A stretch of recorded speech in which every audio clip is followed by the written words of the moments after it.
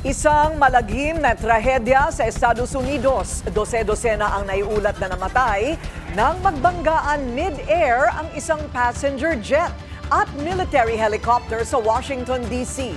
Narito ang agenda report ni Eugene Adalia. Isang major emergency response sa Washington, D.C. matapos ang mid-air collision ng isang American Airlines regional passenger jet at isang U.S. Army Black Hawk helicopter.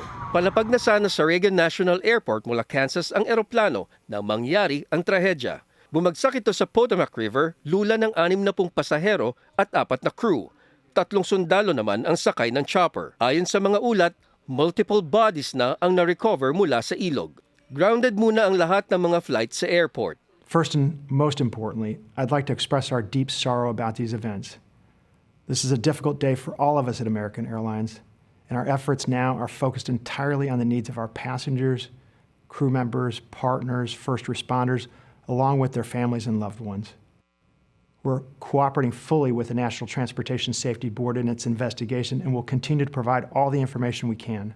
Tinawag na terrible accident ni US President Donald Trump ang nangyari at tinututukan niya ngayon ang sitwasyon. 2009 ang pinakahuling deadly commercial airline crash sa Estados Unidos kung saan isang Colgan Air flight ang bumagsak sa New York State. Walang nabuhay sa 49 na sakay ng eroplano.